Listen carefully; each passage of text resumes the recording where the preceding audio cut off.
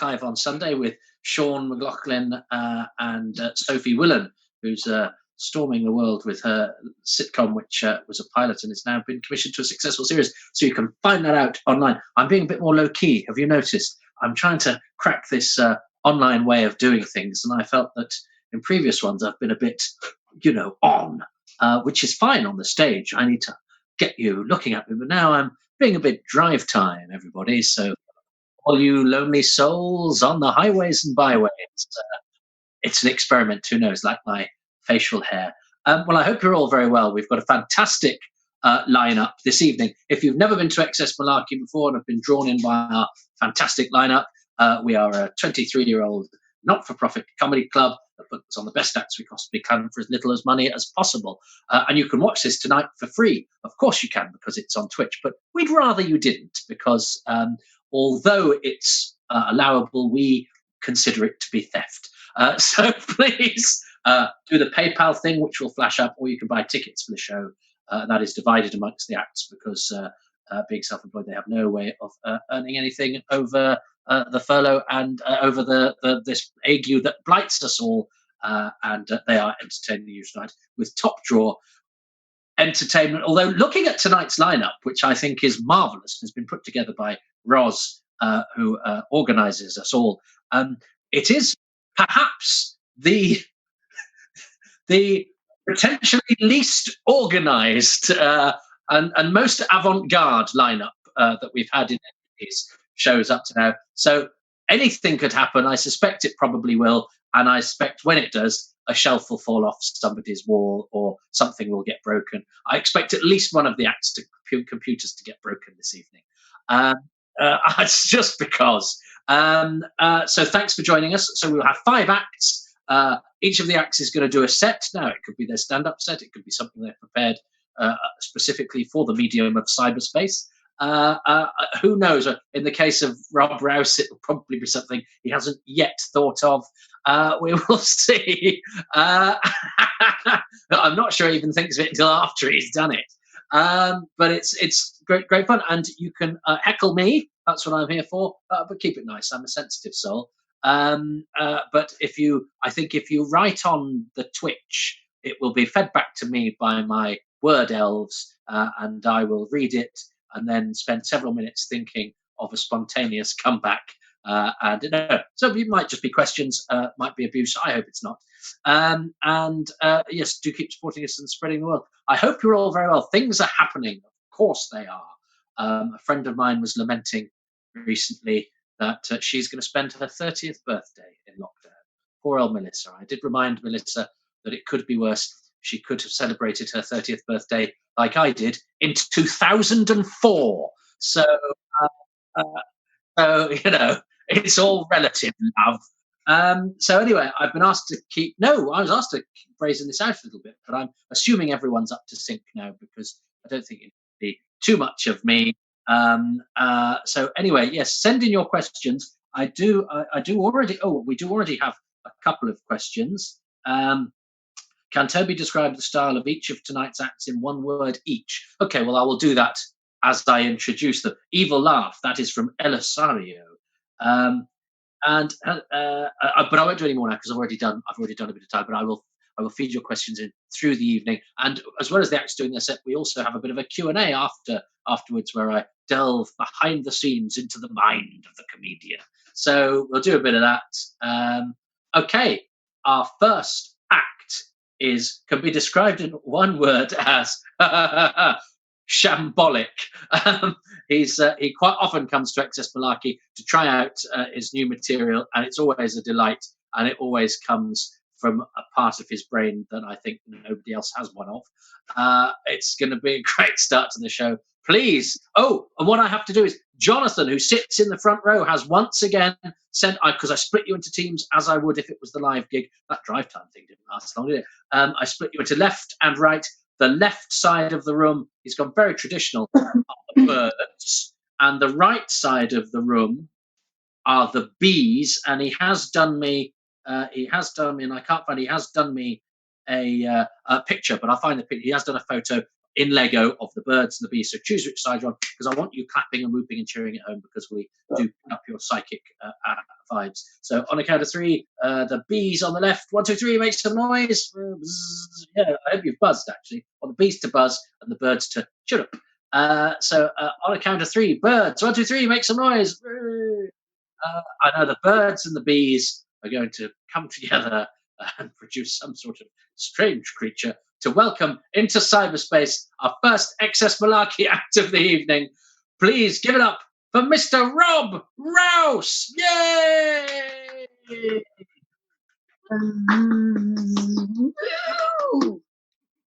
Oh, come on. Come on. Come on. Come on. Come on. Come on, Cole. Hello. Cole.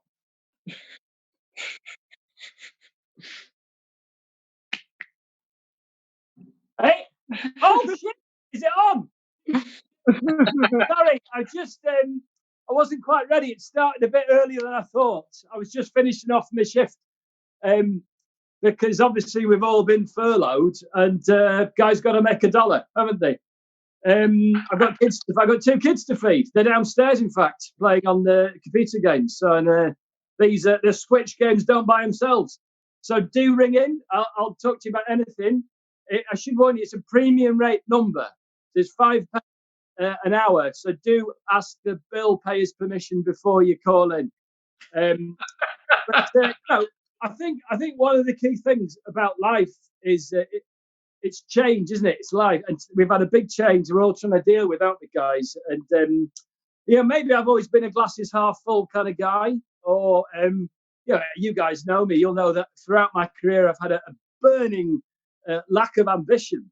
But when I found out we were closing down for 6 weeks, for the foreseeable future, I was quite happy. I kind of thought, I've not seen The Sopranos, so I'm up to season 4 now, and at 11 yet, I have just gone over the cusp of mental. So what I'd like to do for you tonight is, but we didn't panic buy. That I was pleased about that to start with. You can still ring in. I'll do the sexy chat, but the lines are really quiet tonight. I'll be honest, I haven't made any money doing this yet, but I might do it in the front window of my house. I could sit there on the street and do like a live version of Rob Station. But yes, the only panic thing we bought, we panicked, but we forgot to buy toilet roll, which was an issue. But we panic bought 6 chickens. That's what we bought. But we forgot the toilet roll. But if you eat, but they make so many eggs. If you eat enough eggs, you essentially bind yourself up and solve the problem of the previous. But what I'd like to do for you, should I leave Rob Station? Toby will probably, if we get any calls in, Toby, you'll cover it, won't you? It'll be fine. And I think what we need to do is talk. Do you know what? Actually, it's a kinky thrill. Should I dress up as the Chicken King? I think I should do, because I've been racing chickens to keep myself sane. So I'm just going to put my Chicken King high vis on, and then I'll take you into the garden and we can race some chickens. You're not allowed nipples on Twitch. I tell you, actually, I've got scars under both of my nipples. I've never talked on stage before, but it was because when I was in my early 20s, I had both boobs operated on because I was developing lumps underneath both of my nipples, and I think I was growing boobs, and they had to be removed. So yeah, jokes on them if they say they can't see my nipples. Anyway, I've got sidetracked. It's not really the tight opening you were probably after, Tony. So let's get on. Let's go and raise some chickens now. Obviously, living in the countryside, self-sufficiency is a very important thing. We've been foraging. We've been eating quite a lot of roadkill. I don't know if you know the rules. The rules with roadkill is you can't eat it if you've knocked it down. The car in front has knocked it down, then you can pick it up. Okay, just do it. That's essentially to stop people like me hunting in a dented Volkswagen Passat. That's why that's in place. What else? We've been eating wild garlic. We've been eating nettle tea. There's Helen with the dog. This is Billy the Whippet, and I'll just show you. Billy recently had his testicles removed, Billy. and they left the bag that they were in. They left the scrotum on. I know, and it hangs there like a horrible toffee penny. Strange, like a little open wallet. So anyway, let's get down to business. This is why you're here. You came for the chicken racing. I'm going to give you the chicken racing. You can see them congregating outside the back door there. They're ready to go.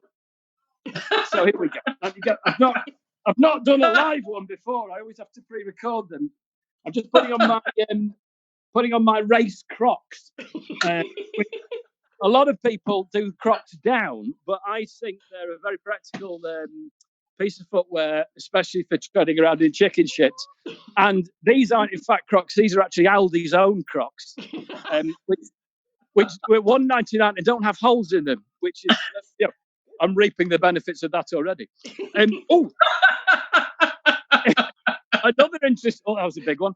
Another interesting point in terms of the wildlife.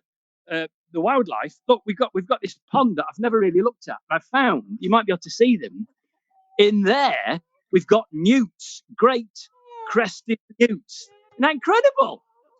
I don't mind telling you, they are absolutely delicious.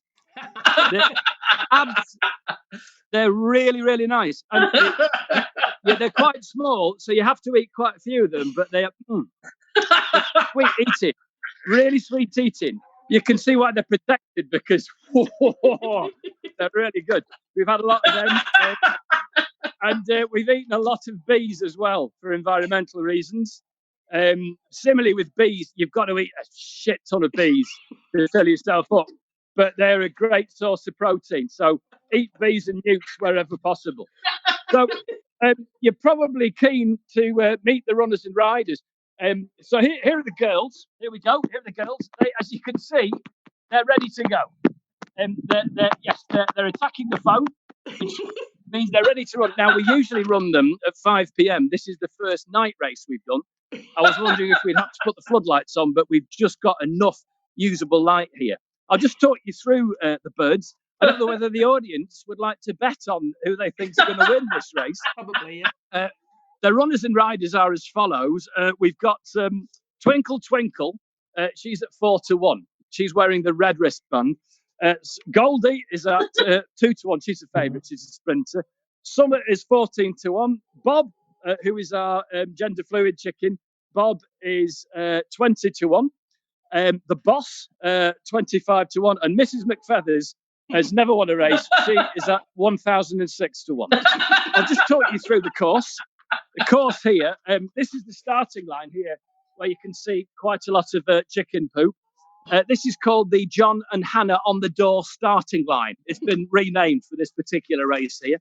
And then we'll head straight down Mike from Sound Straight. The chickens will be making their way here.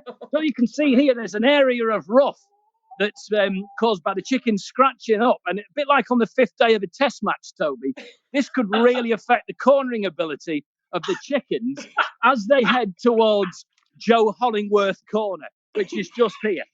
And they'll be making their way round the corner and then heading towards this pair of ladders here, which steer them over this death-defying leap here, where they will leap over a Routemaster London bus. That is an official London Routemaster bus. Then they will head, having leapt over the bus, through the new sound guy J, down the J chicane, heading down here to the famous finishing line here at the end of the garden, at this end here, which we call the Rouse Bell end. So this is the Rouse Bell end here, and that's the finishing line there. So that's the course. The runners are getting ready to race. I can't believe I was pretending I was on Babe Station earlier, and I can't in the house. Anyway, but it's the life of the clan. So, ladies and gentlemen, should we do the race? Are you ready? Yes. Let's do it. Ladies and gentlemen, are you ready? Yes. Chickens, are you ready? Of course they bloody well are. They're chickens. Ladies and gentlemen of Excess Malarkey, are you ready? Yes! Let's raise chickens in 3, 2, 1. Away we go as we head down the straight there. The boss takes an early lead. The boss overtaken by Goldie on the outside. As Goldie leaps over the roof off the bus. As they head into the straight, they head towards the line and Ross will end. And it's goal! Bob just took Goldie on the line there. Tremendous results. Bob, our transgender chicken, took Goldie on the line there. That's never happened before. It's Bob's first win this week. Phenomenal scenes. I think I've had a heart attack, and the neighbours have started looking over the fence, wondering what the fuck is going on. Oh. Back to you, Toby. Christ almighty. Thank you, Rob. It's not kind of what you were planning, Toby. Well, I know to expect the unexpected with you, Rob. Do you know your neighbours? Yes, well, there's John over there, and there's Rosemary over there. Yes. And are they aware that they're used to your shenanigans? Yeah, I mean, they're down with it, man. They're completely down with it. In fact, it was Rosemary's idea. Oh, well. Now, you are one of the comedians I'd probably be least worried about during this shutdown, because you are a man of the country. Are you coping? Yeah. Yeah, well, I'll be honest with you. I do feel lucky. I've landed on my feet. I'm in the house with my kids and Helen. And I forgot to get Helen out. But it's all right. She'll. You did see her earlier, didn't you? But yeah, so I mean, essentially, it's kind of like a pandemic good life here. That's how I would describe it. It's a friend of mine said it's a bit like being in a disaster film with your slippers on. That's brilliant. When we asked you to do tonight, when was it you came up with the idea of doing the chicken race? Because I knew you wouldn't be straightforward. Yeah, I thought it was probably the idea first came to me about, I'd say about 7 or 8 years ago, and then I just hoped things would kind of fall into place. Sometimes you've got to wait for the stars to align, and then these opportunities come along, and then you just got to grab them with both hands, Toe. Yeah, you're quite a fearless performer, Rob. When you come and sort of do your new material at XS, you sort of throw yourself into it. There's nothing tentative about you. Has that always been the way? Did you ever sort of hold back and sort of fear what you were about to do, or have you always had that fearlessness? I think when I started, fear made me fearless, if that makes any sense. I was very nervous about performing, but I really wanted to do it. And so that would make me kind of just headlong throw myself into it. And then as I got older and got more kind of used to it and settled into it, I think I started getting a lot more structured. And then maybe in the third section, hopefully this isn't the final section of my performing life, but I think I learned how to sort of hop between the two and embrace the two. And there's a lot of writing when you're writing a show, but when you're sort of trying to let things come out or let ideas happen, just kind of let it rip. So I mean, what's the worst thing that happens? You end up racing chickens in your back garden. I mean, literally on the 16th of March, I was performing on the stage in the West End. And then by the 18th of March, I was racing chickens in my back garden in my underpants. So it's show business, though.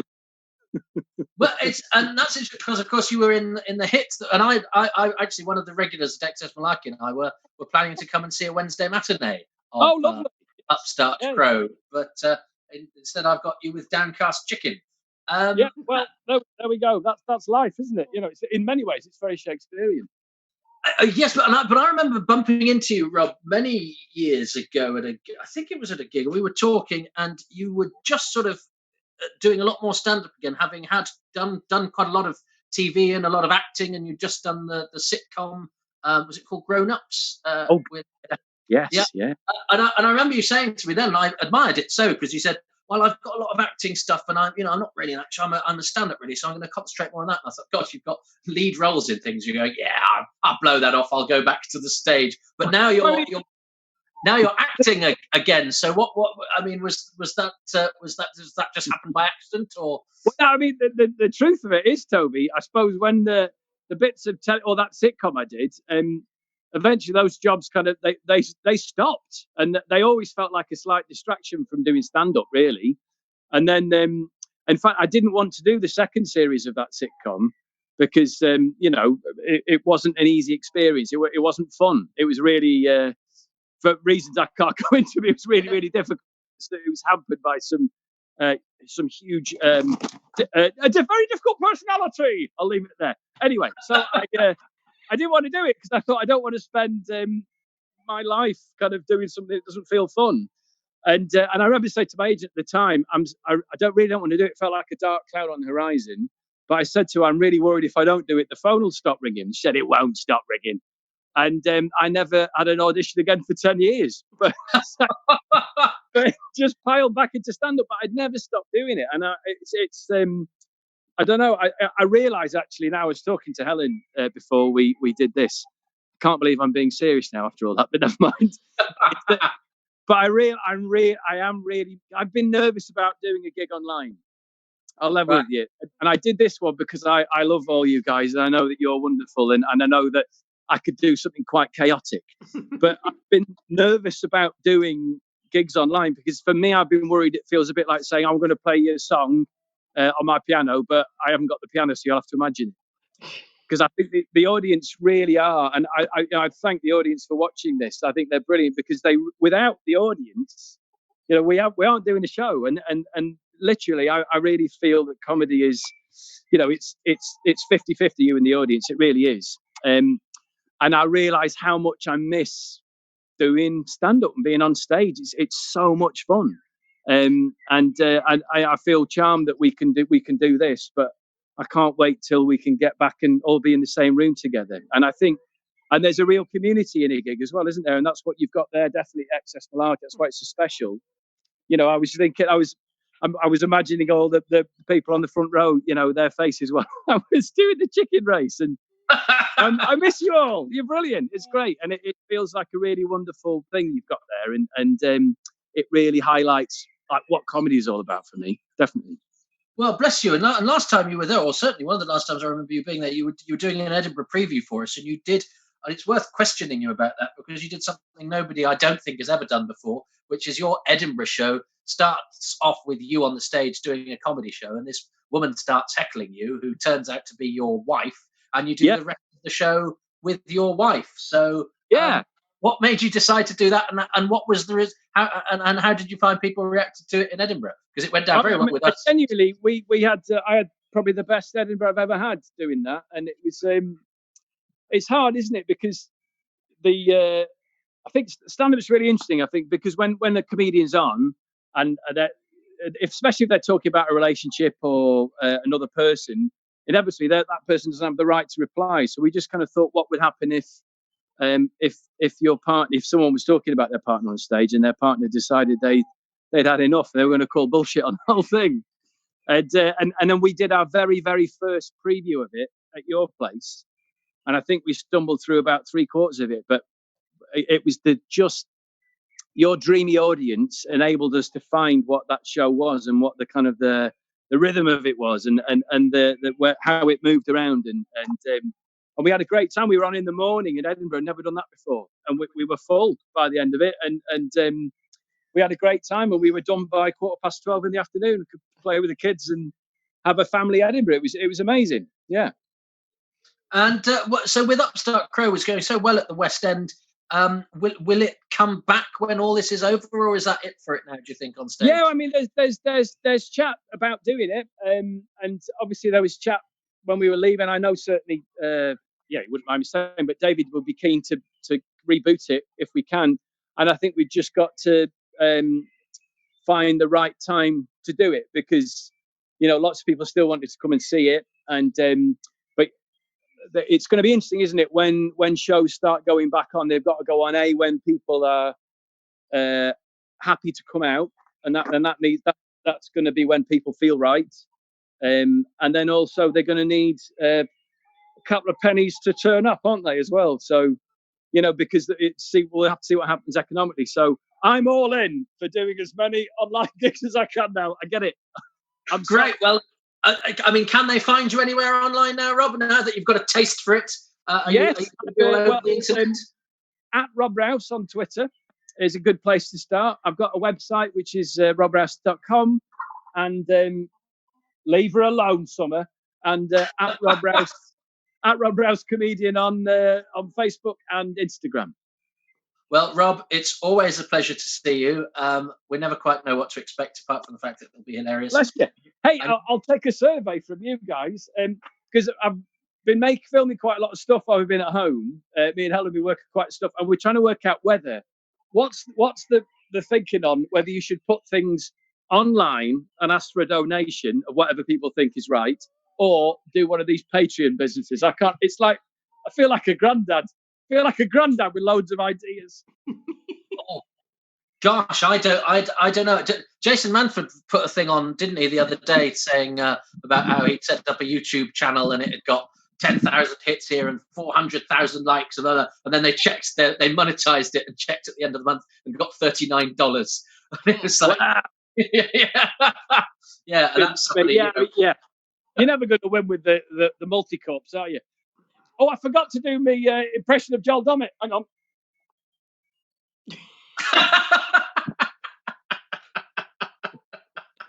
Sorry about that. Well, I think so. I mean, I would ask. Well, I mean, the rules are only about nipples, so yeah, exactly. I think that's perfectly fair. Yeah, thumbs are fine, aren't they? Tumescent thumbs are absolutely fine. I do feel sorry for anyone who's having proper Zoom meetings like in business, because I couldn't do a Zoom meeting without doing that, could you? I know what you can do. You can do them in from the side. Oh, they're everywhere. And at an appropriate time, Abigoliah has suggested that you should ask for donations. That's the best. Please, ladies and gentlemen, please, hang on. Please donate to Access Malarkey, so I don't have to go back to doing this to earn money. I'm not a proud man. I've got some kids to feed. Yeah, that bless you. That wasn't an instruction. That was more in reply to your previous question about if you're putting stuff out on the internet. The words that I'm getting some writing on the screen. It's a thing we have here in Manchester. And say ask for donations at first, and then put it behind a paywall after you've got a following, and they need that sweet fix of funny. So basically, you get them addicted, and then you start making them pay, like a crack dealer. Absolutely. Yeah. I've also been making beer at home, and bread, and methamphetamine as well. And there's loads of really good videos on YouTube. A lot of these things seem harder than you think, and then you just look into them. Actually, anyone can do it. Oh, excellent. Not that you need any of them.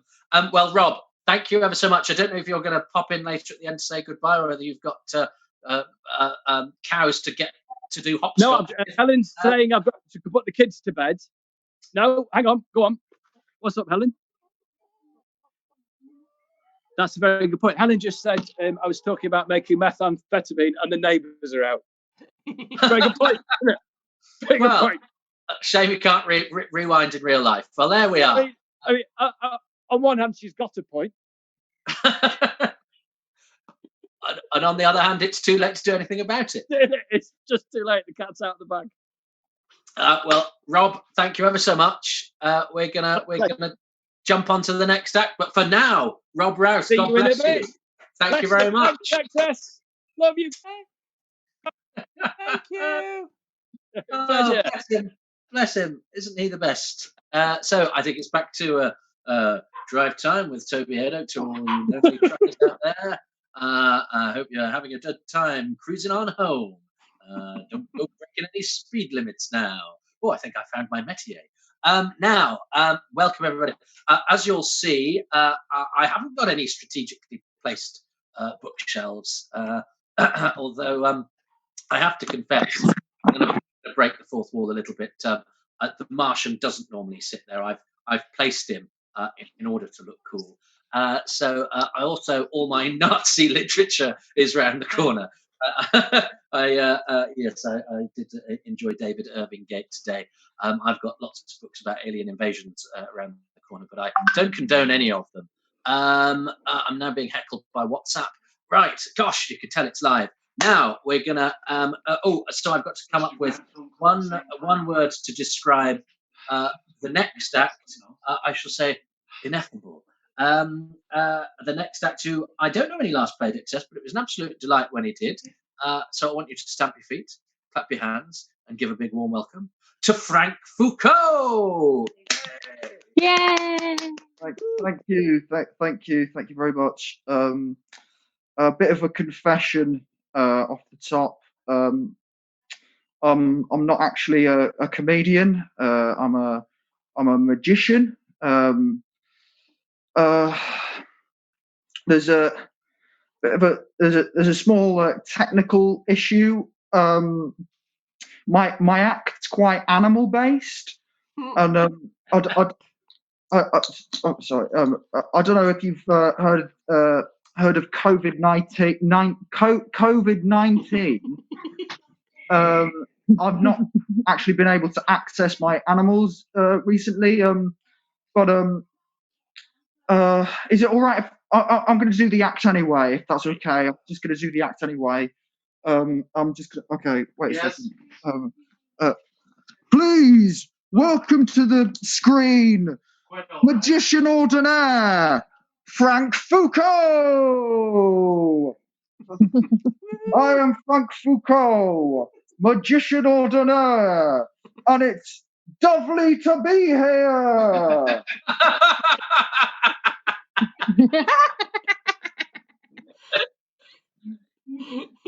I am Frank Foucault, magician ordinaire. People say to me, Frank Foucault,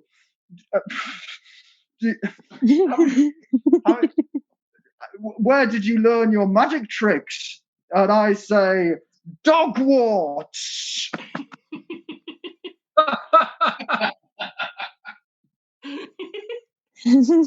So, ladies and gentlemen of Excess Malarkey, it was lovely for you to all hop along. Let's hope you don't disappear too quickly. There's nothing there.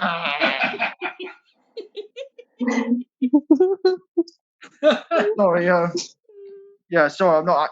Sorry, I'm not actually a magician. Sorry, that was a bit of tomfoolery there. Sorry. I'm actually a ventriloquist.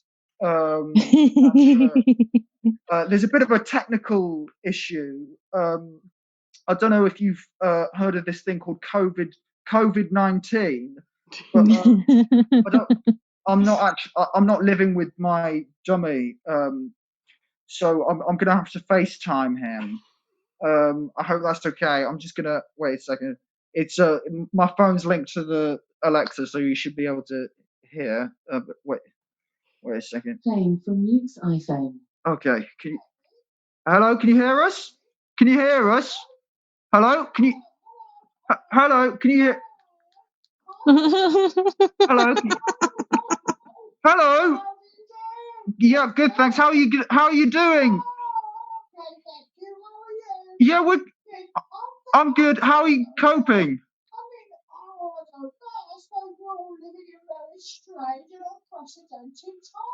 That's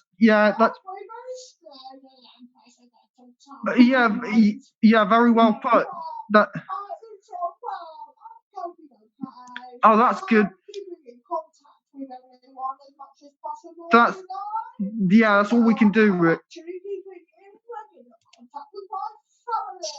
Yeah, good. That's good. That's good. Oh, good. I'm just gonna. Good. I'm just gonna turn you up on the Alexa. They're okay. Yeah, they're safe, you know. Good. Yes? Can you hear me? They're okay. they're following the guidelines. Good. That's good. Yes, they are. And And how you and also, how you are you taking? some hobbies as well? Yeah. I'm trying to better. Oh, what are you up to? What are you Yes, doing? I'm learning the piano.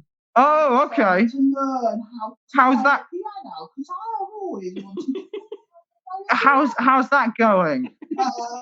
unfortunately, it's not going very well. Why? No, because I don't have any hands or fingers. Right. Yeah. Okay. Yeah, that makes sense. That checks out. Well, well, it's very. How have you been? Oh, yeah. I've been okay. Yes. I've been okay. Oh, that's good. Yeah.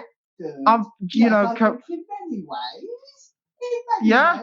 Although we can't see each other, right? Yeah. We are, in fact, also coming together in a sense. Yeah, that's true. That's We are coming together. That's what people have been saying. Yeah. Together, and it's a positive thing to happen.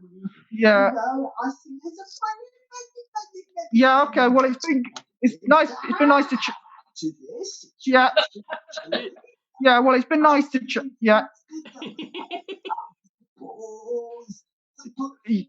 Yeah, that's true. Yeah. Yeah. Well, it's been nice to. Okay.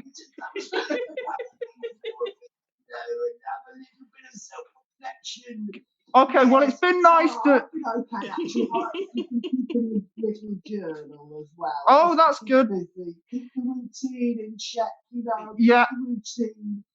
Well, it's been nice to My speak. hair's gotten quite long because I've not been able to get to the hairdresser. Yeah, no, my hair's been a bit. So you can see, my hair is quite long, but it is okay.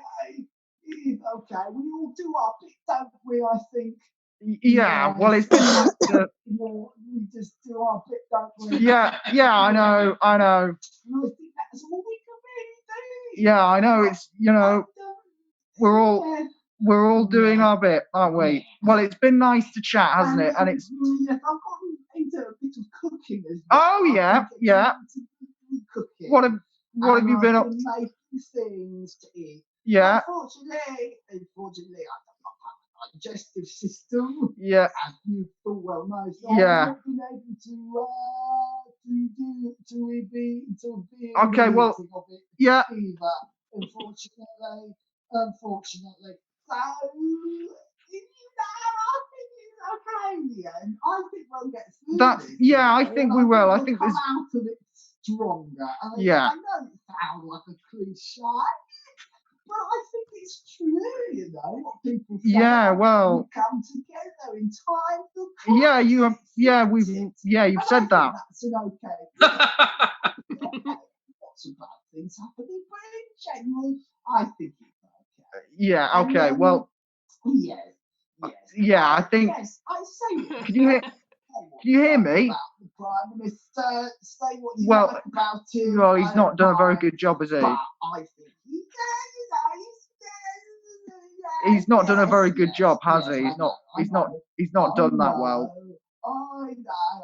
You know, when you compare it to however. You've got to put politics aside. Yeah, but when you yeah, I know, but when you actually look at what the decisions that he's made, it's not.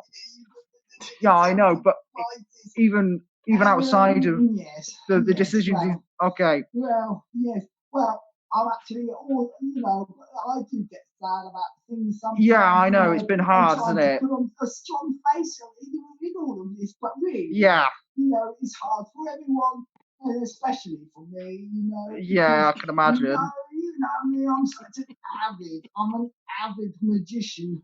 And oh God, it's a shame really because I would like to do my magic act for you. Well, I've done that. I just did that bit actually. Can you hear? And I'm not here. Yeah, I know. Can you hear me? I just said that we've done that bit. I just did that bit. I just did that bit. Can you hear me? Can you hear me? I just. Yeah, I know. Can you hear me? I just did that bit. Can you hear me? Is that okay? No, it's not okay. I I've can't just hear you. I think you cut out a No. little bit. But, yeah, I know. I'm saying it's not okay. Yeah, Can you? I'm just going to introduce myself again. I just did that And bit. okay, so I just did it. I just did that bit. Can you hear me? It's little Frank Foucault. No, I just did that bit. Hello. I just did. Magician I just did that. I just did that bit. Can you hear me? I just did that bit. Can you hear me? Can you hear me? Yeah, okay. Can you? I just did that bit. Hello? Hello? Hello? Can you hear me? Can you hear me? Can you hear me? Can you hear me? I just. Can you hear me? I think he's gone. I think he's gone. Yeah, sorry about that, but thanks for having me. Thanks for having me. Thanks very much. Ladies and gentlemen, Frank Foucault. Well, are you thank you for that, Frank. Were you due at Excess tonight anyway? Yeah, I think I was. Yeah. Oh, yeah, because the live these shows are a mixture of who we would have had on the stage and people that we've gathered to us. So so not your first time at Excess. You had a great gig last time you were there. How long had you been going at that point? So when was that? Like last year? Was it last year? Yeah. So yeah, like 9 years on and off, very sporadically. Right. So how come it had taken you that long to get through our door? Oh well, I did do one years and years ago. When I was at uni in Manchester, and I can't remember. I think that was like 2015 or something, or 2014, 2015 or something. Yeah. So I'd been going like 4 years, about, I think. And were you like you are now? How long did it take you to adopt the style that you have given us this evening? I don't know. Well, I don't know, Jordan. Do you want to? Because me and Jordan started together. For the uneducated, this is Jordan Brooks, who was on the show relatively recently. Hello, Jordan. Hello. Nice to see you. Nice to see you again, Toby. How are you? So this is inside the Comedian's Hive, is it? Yeah, man. It's all popping off in here. Got a very nice lounge. Yeah, it's nice. We've done it up. Fine. We added a rug. And Found that in the loft. Yeah. Wow. Yeah. So is it just the two of you in lockdown? Yeah. Baby, father and son. Uh-huh.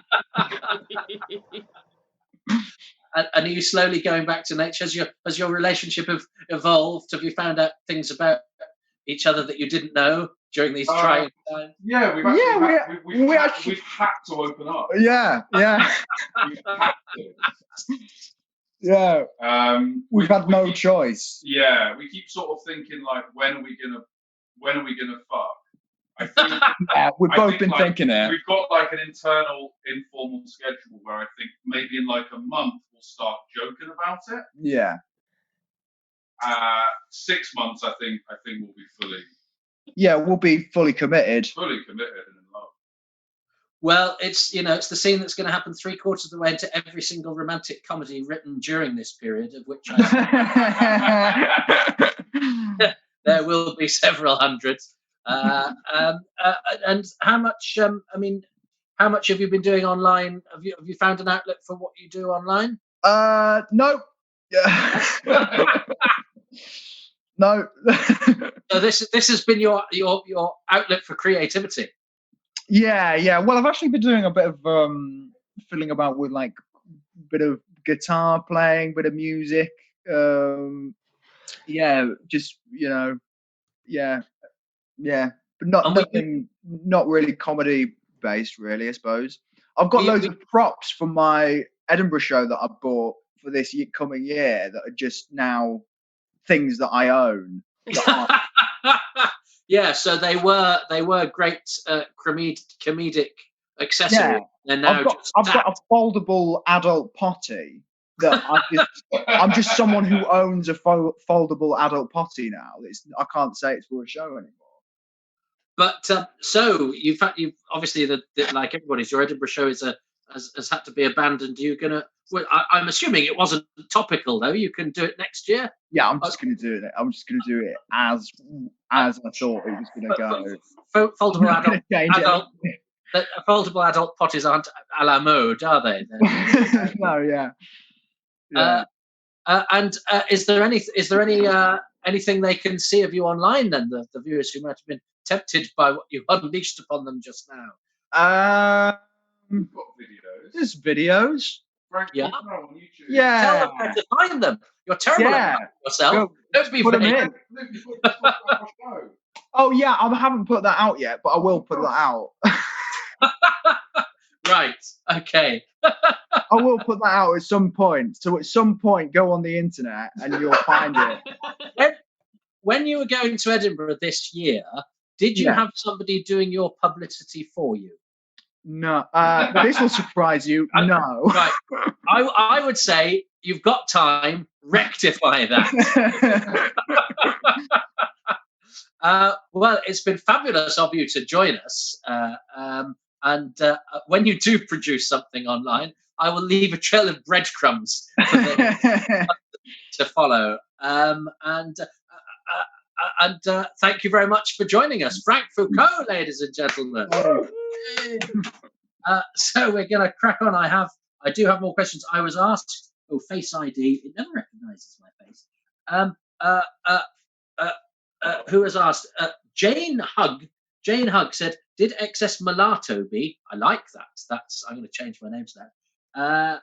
Do anything for Star Wars Day?" I'm quite surprised people know that. Although I'm a big fan of Doctor Who, I don't consider myself a Star Wars fan. When I say I don't consider myself a fan, I can name all of the actors. I have seen all of the films several times, but I'm not a fan.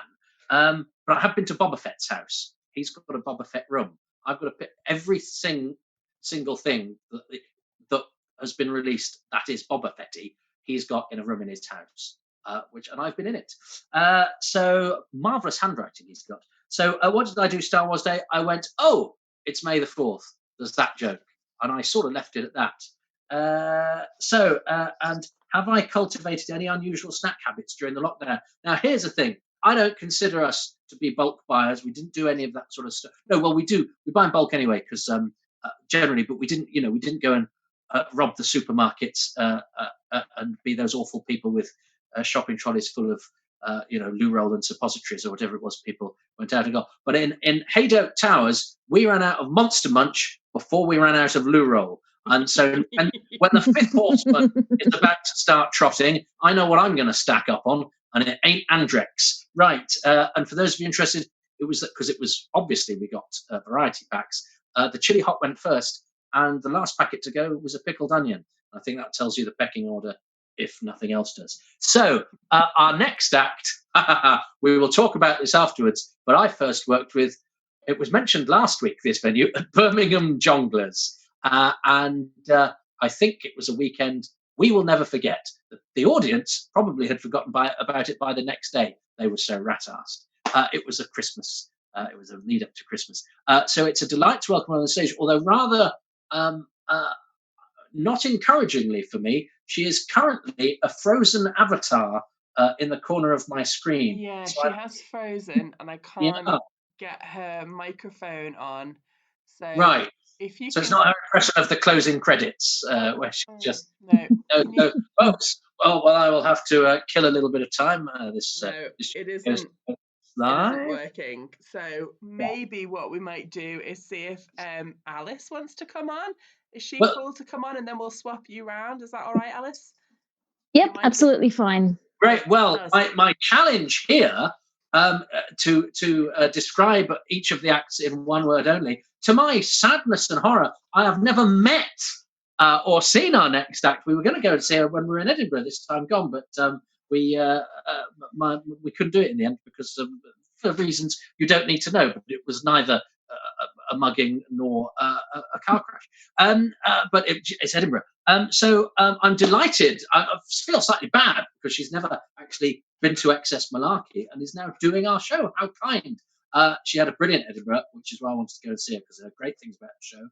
So please, the word I shall use to describe her is celestial, just because I'm gonna. So please welcome into the cyberspace corner of Excess Malarkey. Please give it up for Alice Fraser! Yay! Hey! Hello, how are you all feeling in yourselves morally? That's normally how I start my gigs. But again, without the audience, it feels a little bit maybe bleak. Bleak is the word I'm looking for. I'm here in Australia. I'm in lockdown at the moment. I'm going out into the world, and I'm watching people so yearningly. Like it feels like I'm in Pride and Prejudice or something. I find myself noting people's lives so much more. The other day, I saw a man in a park, and I don't know why he was in a park. Maybe he was taking a moment away from his family, and you're not technically meant to stop. But he was stopped in the park, and he was staring into the middle distance. And in one hand, he had a phone, and in the other hand, he had a sandwich. And he was staring into the middle distance, and he absentmindedly went to take a bite of his phone. And I just thought, that is the most beautiful thing I've ever seen. It made me so happy. And I keep thinking, we've absolutely messed ourselves up for this lockdown. Like we just haven't prepared ourselves at all, because we've been spending years like algorithmically reducing our attention span. I don't have any attention span for these kind of long days anymore. I spent the other afternoon with my niece, who's 1 year old, and she spent 15 minutes very carefully taking pencils out of a box and putting the pencils back into the box. And I was so astonished, just ferociously focused on this one task. I don't think I've done that for probably 20 years. I have to listen to a book while reading another book, just in case. Just in case. And don't get me wrong, I can't do them both at once. My attention switches between them. And so it becomes very important to pick the right genre of book. Like you don't want to be mixing fantasy with detective novels, although the dragon is always the butler. But you have to be quite careful about that. I don't know. I've been spending time in lockdown trying to be fit and healthy, which is odd. I used to be more obsessed about fitness, but now, of course, I think a healthy body starts with a healthy mind, right? A healthy mind precedes a healthy body. So I read a lot about fitness, mainly while eating ice cream. But it's such an odd thing to conflict. You're kind of conflicted about this thing of like you want to be fit and you want to be healthy, but you also don't want to care about how you look. Like I care about how I look. I want to look good, just not in a way that involves a lot of effort. I want people to look at me and be like, oh yeah, if she put some work in, that's the level that I'm going for. Just because I think there are so many people spending so much time and energy and attention on what is essentially a depreciating asset. And I don't know, but it feels anti-feminist to care too much about your body. But then at the same time, I spoke to a friend the other day, and she said, it's a natural evolutionary process for women to care about how they look. And I'm not saying that like caring about fashion or beauty or aesthetics is less important than other more important things. I'm just saying we ask men to overcome their evolutionary impulses all the time. Like you're not allowed to just punch someone else to death for being annoying anymore. Like you're not allowed to just arm wrestle someone to become the CEO of a company. Not since the 80s. We've moved on. And it makes me feel weird about being like a feminist as well, because like obviously I'm a feminist. Look at me talking, not being owned by anyone. But I feel like modern feminism. What even is feminism anymore? Like modern feminism seems to be about like hashtag loving your body on Instagram, and I don't. I'm fine with my body. I'm fine. All my elbows are in the right places, and I probably do the right amount of poo. Can't that be enough? Like I like what my body can do. I like what I like. I'm a lady and I've got all the parts. I've got all the nips and flaps, as it were, which is lucky. Not all women do, but I've got all of the bits, which means if I need a spare pair of hands, I can make one. Like, I can build a person inside myself, out of myself, who's going to be sad when I die. Or at the very least ambivalent. You can, I can make a whole person, and then they'll go out into the world and live a whole life, and eventually, of course, they will also die. Sort of the downside. I mean, not all murderers are mothers, but all mothers are murderers, I think, is the motto. Anyway, I'm going to sing you a song because I'm not sure how I'm doing for time. I'm going to sing you two songs, maybe. One is about feminism and one is about hand washing. We'll see if this goes well. This is about feminism and objectification. Don't objectify me. I'm more than just a snack. I'm more than my incredible body and my frankly excellent rack. Don't think of me as sexy, except a little bit. Like, respect my mind the most, but don't totally ignore my tits. Right there. I want you to find me fine, but get a boner for my mind. I want to be in all your fantasies, but not for you to think it's appropriate to tell me. I want you to think I'm hot and dream about me quite a lot and want to bang me all the time, but not enough to talk to me about it on the train line or any other form of public transport. When you treat me like an object, almost all of me will object. My mind's as full of thoughtful thoughts as my booty's full of sexy sex. Yeah, sexy, sexy sex. Everybody. Sexy, sexy sex. I won't be young and hot forever, and I'm too confident to care. I don't want to know about your boner, but I want to have a sense it's there. Just a hint of it in the air.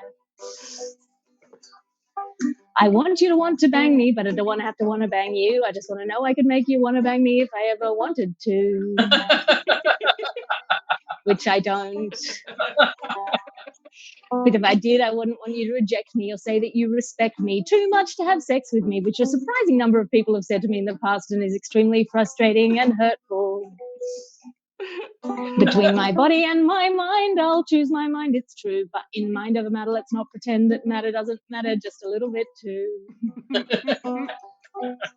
Age and death will take me as age and death take all. And as with all man's prideful works, my amazing tits will one day fall. From Rome to California, no city built can last. So take the time to raise a glass to everybody's passing us. Ideally consensually, or at least unobtrusively, and not in a way that implies their autonomy comes second to your desire. When you treat me like an object, almost all of me will object. My mind's as full of thoughtful thoughts as my booty's full of sexy sex. Thank you. Thank you very much. So it's an odd thing. What do I miss? I miss so many things. I miss men who tell you about their Bitcoin investments in bars. Remember that? Wasn't that great? There's a slight Venn diagram crossover between men who tell you about their Bitcoin investments in bars and men who are in their mid-40s who are really into Batman. Like, no offense to anyone who's like, it's fine to love Batman. Like, I love Batman. Everyone like, I love Batman. I love the Killing Joke Batman. I love the campy 60s Batman. I love the Christopher Nolan Batman. I love Batman. But I'll tell you why I love Batman. It's because it's a multi-billion-dollar franchise. Everyone fucking loves Batman. Like, you're not special. It's not a personality. Well, I don't know. I miss not washing my hands. That was fun. I used to never wash my hands. I'll sing one more song and then I think I'll wind it up. Again, I'm not sure when I started because this is on my phone, which is also my timekeeper.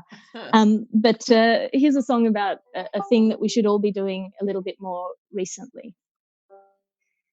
Here's a song to wash your hands, to soak them up, and let's begin. Sing this song and wash your hands and contemplate your moral sins. Scrub your thumbs and rinse your wrists. Remember chances you have missed. Now do your fingers in between and know inside you'll never be clean. Don't forget the nails to the front and back and dwell on words you can't take back. Now dry your hands, lift your heart and think about this one clean part. It's not that much, but it's a start. You washed your hands and that's a start. Hey, Thank you. Alice Fraser, everybody. Hello, Alice. We've never met. Hello, how are you? I'm very well, thanks. How is it? How are things in Australia? Early. Well, thank you for getting up.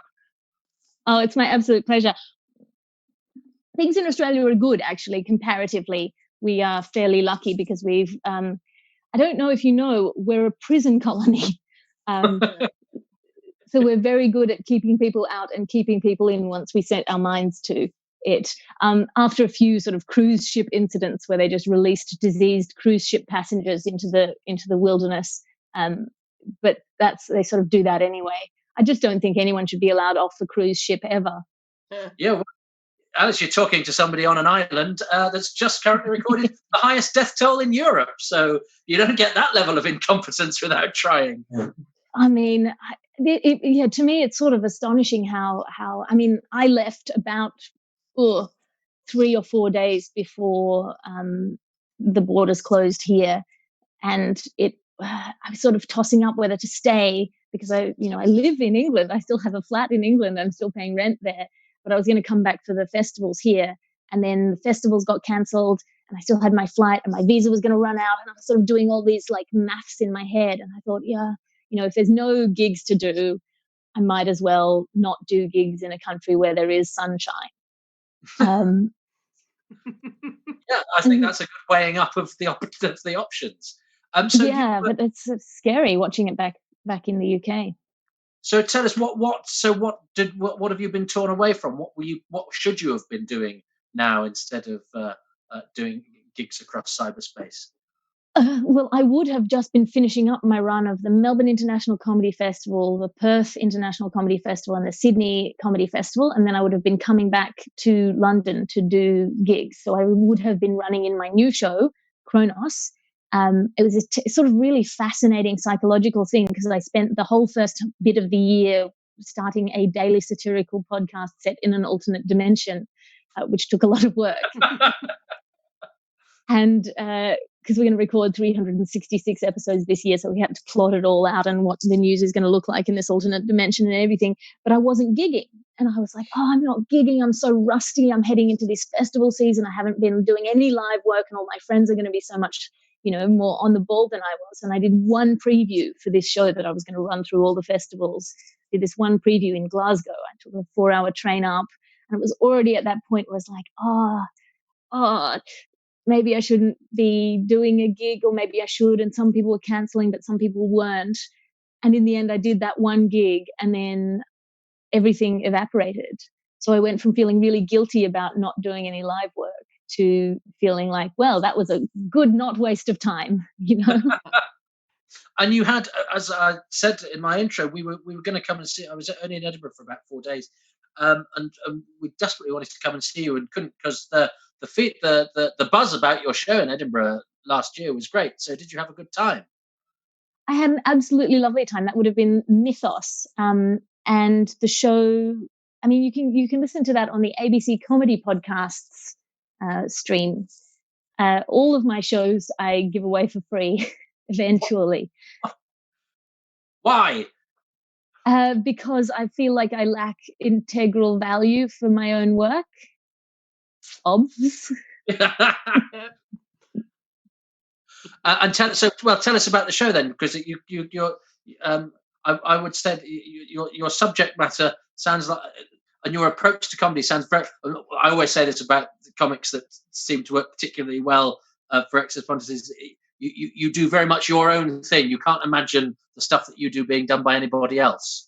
So for those who might not have seen you, tell us the sort of combination of things that are your comedy sort of influences and expressions. Well, so I was brought up on really silly comedy, Monty Python and sort of Mitchell and Webb and the Goon Show, like old school BBC comedy. And so I was always drawn to that. And then very early on in my career, there were some bad things happening. And I don't know, I guess what I like to do is take very big ideas and then just cram them into people's faces with stupid jokes. I was thinking, I can give you an example, right? So I was thinking about how we as a human species value things we can measure over things that are unquantifiable but more valuable. So, for example, you'll value, that happiness is priceless, but you'll shit your life down the drain for a mortgage any day of the week, right? So I thought, how am I going to get this across to an audience? And I thought, obviously, a dick joke. So I grew up with a twin brother. I was surrounded by teenage boys in my teenage years. And, young men are obsessed with dick quantity, length, girth, weight, I assume. Heft. But, yeah, heft. But they don't, fluid dynamics, but they don't focus on things that are essential, but sort of ephemeral, like availability, enthusiasm, appropriateness of erection. You could have a perfectly proportioned penis. If it gets hard in a children's playground, I want nothing to do with it. I think that probably sums up my comedy more than almost any other joke that I've written. And when did you? What brought you over to the UK? The fact that Australian people don't like smart women. No. Also not no, but it certainly the audience for comedy in the UK is a much more open audience. They are not upset by something that they don't expect. So in Australia, I felt like I had to apologize a lot on stage. I had to justify myself on stage. I had to give a much shallower on-ramp to weird stuff or overly intellectual stuff, or, in Australia, I'm a wanker.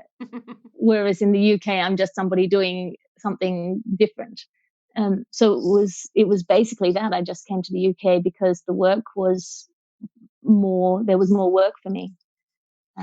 But now the whole industry has just turned onto the internet, so I can do it from anywhere, I guess. Well, which brings us to, firstly, thank you very much for doing it, because most of the acts, all of the acts that have done this sort of internet iteration of the show, has a certain amount of loyalty and I'm sure pity for us at XS Malarkey, which is what has made them sort of congregate here on a Tuesday. But you've not done the gig, so thank you for doing that, and I hope we can persuade you to come and do the live show when this plague has been cured and we're all back kissing and cuddling and rubbing up against each other. I will be back the moment the borders open. I love the UK. It's such a beautiful place. And I'd heard such good things about XS Malarkey that I wanted to come along. My friend Laura Davis did it and she loved it. So yes, the vistas aren't quite as stunning as those you can currently see. Just imagine a slightly dishevelled garage, and you'll be that will head off any disappointment. So you alluded to it. Where can we find you in cyberspace during this lockdown? If anyone wants to get more of a taste of what you do, Alice. My stand-up special Savage is streaming on Amazon Prime. If you don't have or you don't like Amazon Prime, the Alice Fraser trilogy, which is 3 separate 1-hour shows, which I recorded as one 3-hour show, is available on all podcast outlets for free. The Alice Fraser trilogy, and then various other of my specials are available via my Patreon, patreon.com/Alice Fraser, and you can get that for $5. You can get all of them for $5. Well, that's fantastic. Well, thank you so much for joining us, Alice, and for getting up early. What time is it there? It is now 6 o'clock in the morning. Well, thank you very much for getting up so early and for doing such an entertaining set, especially as you've not actually done the gig yet, but we look forward to the day that happens. But for now, Alice Fraser, thank you very much indeed. Yay! Bye. Brilliant. Well, that's fantastic.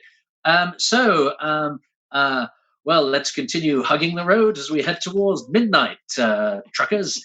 I'm liking this. Open up your glove box and get out another tub of comedy. Mike, who is our lovely long-running tech guy and just general enthusiast and pre-show panicker, sent a text to me saying, if you want a vision of the future, imagine Zoom lagging on a human face forever, which those among you of a literary bent will know what that. I've actually said that line on stage because I once played Brian in 1984.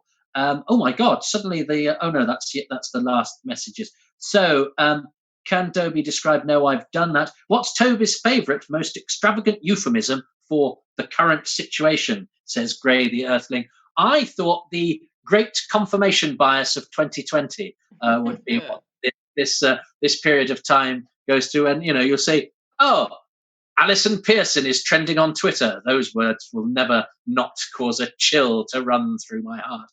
I wonder if she said anything spectacularly ill-informed. Oh, what a surprise. Oh, Mike Sports Direct's turned out to be an absolute shower of gitness. What a terror. Oh, Tim Martin has said something to encourage making more money for him and utter selfishness. Oh no, it's nobody has surprised me throughout the whole of this ague, this pestilence that clings to us. What has happened now, Rouse? Yeah. Rouse Bell. What has happened to Abigoliah Schamaun? Abigoliah is having some connectivity issues, but she can hear us. And right. Abigoliah, you can be heard, right? Say things, please. Hey, can you guys hear me? We totally can hear you. So sweet.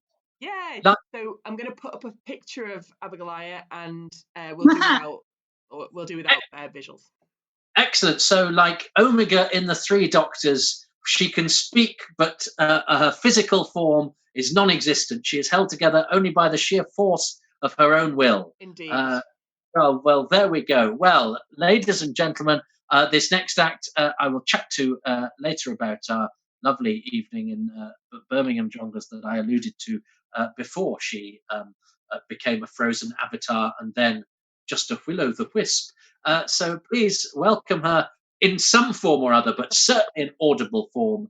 It's the one and only Abigoliah Schamaun, ladies and gentlemen. Yay! Oh my gosh, guys, thank you for having me on. I got to tell you, when the lockdown happened and people were like, oh my God, how are we going to perform? And everyone was like, let's go on Zoom. The comedians won't see the audience, but there will be an audience. We'll all go on Zoom. We can all be together. I was like, that sounds a little difficult, but I'll take it. And now I'm on Zoom and Zoom is gone. And now we'll get rid of your visual. You'll have no visual now to work with. And those of you who might have caught me before at Excess Malarkey know I am a context over content comedian.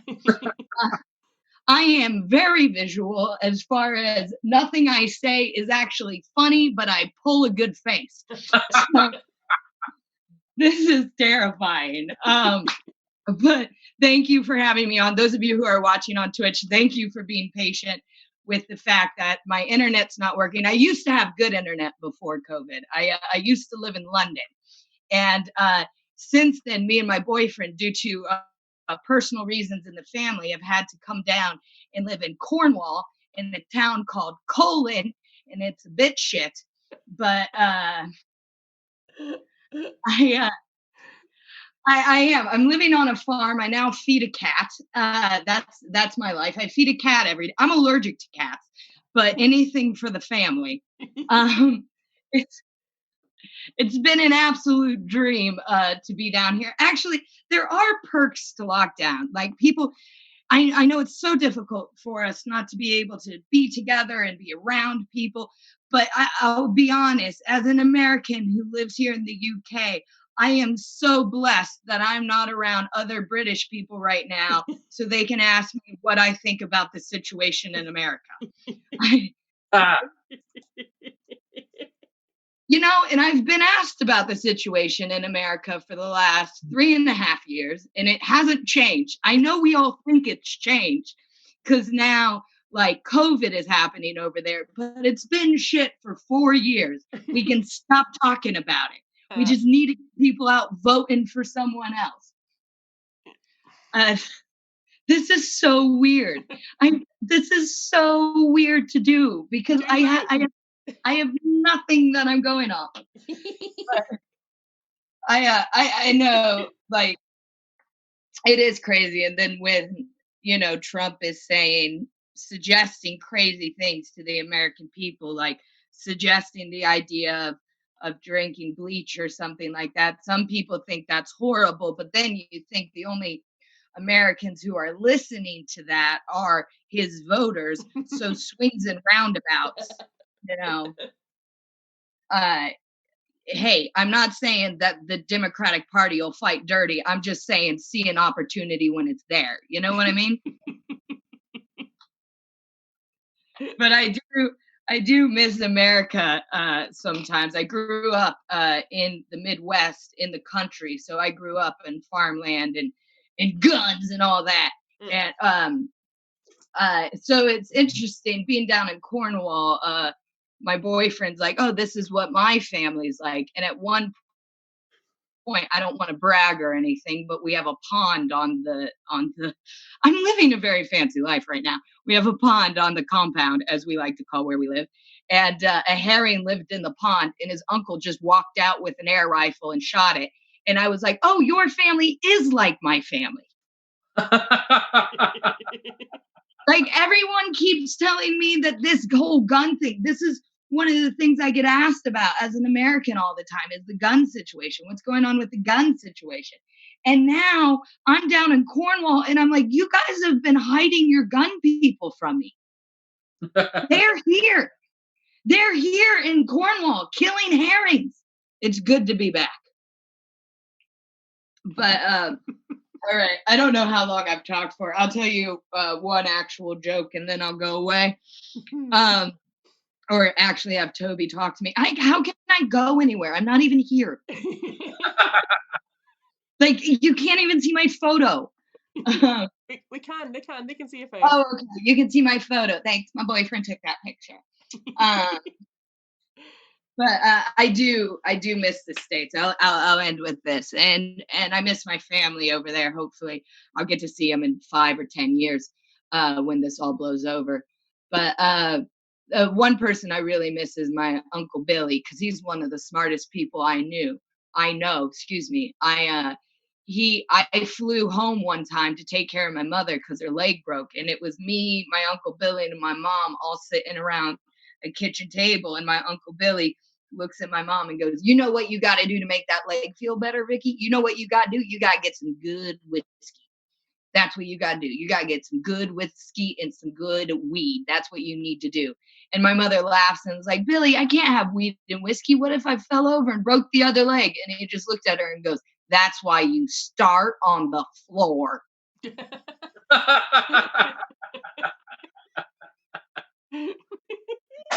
So just in these COVID times, just remember, guys, if you're going to do weed and whiskey, listen to Uncle Billy. Start on the floor. Thank you, guys. All right. That's, I guess my stand-up set is done now. Well, thank you. Abigoliah Schamaun, ladies and gentlemen. Yeah. Well, I'm glad that we've managed to, with due credit to the invisible excess Malarkey elves who've been unplugging things, switching them on, turning them back off again, equalizing the Dolby, rewiring the cogs on the internet, and jump-starting the cyberspace cables. We've got you, even if it's only your voice. Abigoliah, hello. Hello, how are you, Toby? Well, I'm all right. I'm shocked that to hear of the shooting of a heron. We had a heron come and visit us recently, and I've got a pond that I built with my own gnarled hands, but it doesn't have any fish in it. So I was quite pleased to see a heron. I thought he was like a visitor. So I'm going to get him to tell all the other herons to come here and not go to Cornwall, where only death awaits. Yeah. Well, to be completely honest, he shot in the direction to scare it off. But the problem is they eat the fish, and we had ducklings on the pond at one point. We don't anymore. The herring came, but yeah, you got to. They're beggars. They are. But they're also very thin, so you have to be a good shot. Yeah, very true. Very true. So Abigoliah, I think we should start our story with when we first gigged together at Jongleurs Birmingham. Yes, our meet cute. Because it was quite a show, wasn't it? Oh my God. Well, I wonder if we remember it a little differently, because I remember exactly who was on that show. You were emceeing, Luke Tolson opened, Jeff Norcott closed, I middled. All three of you tore the roof down, and I went on stage in the middle of that show, and for 20 minutes, 300 people patiently listened. And it was so painful. And then afterwards, we got drunk on everybody's drink tickets in a broom cupboard. Yeah, I remember that. I have an image of you looking disconsolate and me brandishing lots of bits of paper and a tumbler of red wine. And those bits of paper were the drinks tokens that all the other acts had left. And I think we just stayed there until they kicked us out, didn't we? Yeah, we did. And after what was probably our fourth combined bottle of wine, you looked at me after I bombed on this stage. And first of all, you were so nice to me about it. And I was like, what if Jongleurs never hires me again? And you just laughed and you were like, if you think that's doing bad at a Jongleurs, you'll be fine. And then you invited me to do excess malarkey. And what a freaking treat this gig is. I'm so glad that you guys are keeping it alive online. It's good to see. Well, and, we both outlived Jongleurs despite the 4 bottles of wine. So there we Exactly. And I'm intrigued by speech patterns, because there is it's a sort of joke that we do about Americans, but we say Cornwall and you spent the whole thing going Cornwall, and it's funny because when I go to Doctor Who conventions, they sort of call it Doctor Who and Robin Hood. Doctor Who, the all new Doctor Who show, but it's Robin Hood rather than Robin Hood. If I was called Robin Hood and you came up to me and went, "Hi, Robin Hood," I'd go, "Oh, calm down with my first name." But that's the speech patterns, isn't it? Have you had to change? How much of your comedy careers did you do overseas before you became a sort of mainstay of the UK circuit? And what did you have to change? I was doing stand-up for 5 or 6 years before I came here, but I wasn't full-time yet. As I like to say, I came over to the UK and I lied my way to the middle. I was basically an open micer. Excuse me. Sorry, it's not COVID, it's the cat. Anyway, but what was I saying? Oh, yes, about speech patterns. It's interesting because I haven't changed anything on purpose about the way I talk, and I still definitely have an American accent, or about the words I use, but it slowly changes over time because I'm basically, I am living in a foreign country where everyone speaks differently. So the first thing I ever noticed that I said differently was I said tomato instead of tomato. And then my spelling started to change. So now it looks like if I spell flavor, FLAVOR, which is how we spell it in America, or color, COLOR, it looks wrong to me. And slowly my spelling became more British. And then my language did. So now I say bin bag instead of trash bag and stuff like that. And then, the last thing that's happened that I'm actually fighting to keep the American way, that sounds so epic, but it's not. You guys write your dates differently. So we write May the 1st, 2018, where you write the 1st of May, 2018. Why 2018? I don't know. We've been in lockdown for so long. I have gone back in time. But my point is I'm desperately trying not to write it the opposite way, the way you guys do, because I'm afraid it'll screw up all my notebooks for the rest of my life. Like I'll go back and be like, was that March the 11th or was that November the 3rd? When did I switch the date writing? Well, I'm glad all the other stuff is changing. That has been my plan to change you all one American at a time. There we go. It's slowly working for sure. But no, go on. No, I do still say Cornwall, but I now say weekend instead of weekend, which is how we say it in America. So it's slowly changing. It is slowly changing. I'm pleased to hear it. It's a sort of colonization by proxy, even if it's only through the medium of language and enunciation, which are the only weapons we actually have anymore now that we've lost the empire. Now, on a brighter note, oh God, if only you could see Roz's appalled face. So what had you got planned? What were you supposed to be doing before this pestilence descended upon us all? Well, you know, like I've pulled 3 Comedy Store weekends out of my diary, and that's pretty fucking painful. So between you and me, you know what that means. But I had a lot of gigs lined up. I was gearing up for Edinburgh, you know, so I was going to do McCunliffe Festival and the Glasgow Comedy Festival and Latitude. I don't know if that's been announced yet, but that's not happening. But yeah, so it was just kind of gearing up, and you know, I was really excited about the trajectory I was on. And then, of course, this happened. And now comedians, we have to be our own producers, film editors, and whatnot. And we always said we had to before the lockdown. But now we really have to. And it turns out I don't like doing any of that shit. So that's why I've taken to teaching yoga online. Ah, okay. Well, did you know I was doing that, by the way? No, I didn't. No. Okay. So yeah, no, seriously, I started teaching yoga. So before I was a stand-up comedian, I was a yoga instructor. So I've started teaching online via live stream 3 times a week.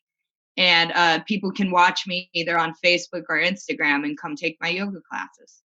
Well, it's also a very near miss with the illustration of the potentially destructive power of language, because I had in my head the differing pronunciations betwixt the sides of the Atlantic. I first thought you said, because of the way that people of your ilk maul the word, I thought you said you were teaching yogurt, but I thought you pronounce it yogurt.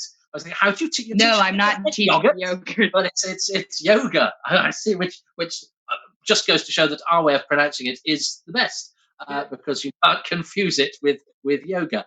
Well, that's great. And so I always think that about. I mean, I'm very lucky because we have the excess technical elves. But I don't know about you as a comic that has only ever just sort of turned up and spoken. When comics turn up with keyboards and or juggling balls or different costumes and props or a guitar, and I think, no, I can't do anything more than just walk into a room and say things. I'd have given up ages ago. Yeah.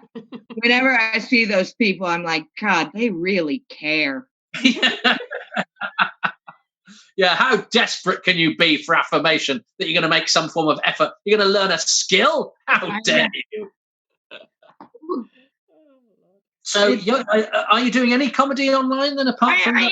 I am. So me and Ryan Dalton just started actually tonight. That does not conflict with your time.